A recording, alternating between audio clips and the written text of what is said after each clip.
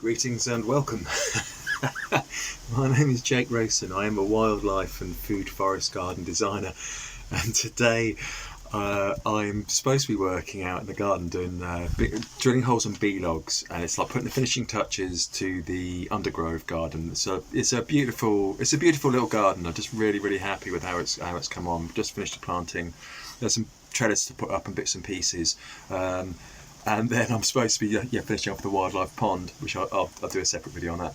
But absolutely bucketed it down, really. So I took refuge in the children's den, which is where I am at the moment. So I just wanted to show you this. This is a lovely piece of work by a chap called David Hunter over in Fishguard in Pembrokeshire, and I really like it. I really like it. I'll just show you the insides, and I'll go up and move on to the outside.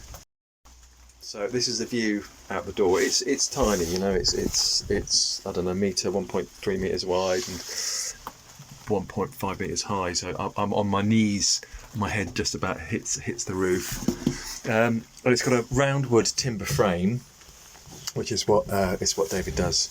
The majority of his work on slate padstones down here, and it's got a beautiful larch floor, and it's got larch cladding here as well, and it's designed for the client's grandchildren. So there's a newborn and a 2-year-old, and then he hasn't quite finished it off yet. He's going to put a little swing door in here, a kind of saloon door.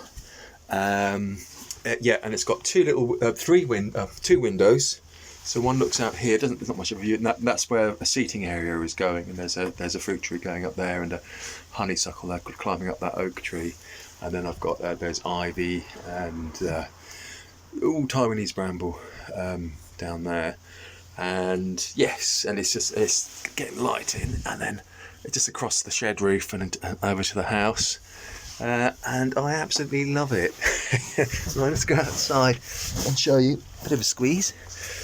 So these are the bee logs I was supposed to be drilling today, but that isn't going to happen. So there it is, and it's all snuck in. It's just the right size. It's all snuck in behind the shed, and it's not in anyone's way.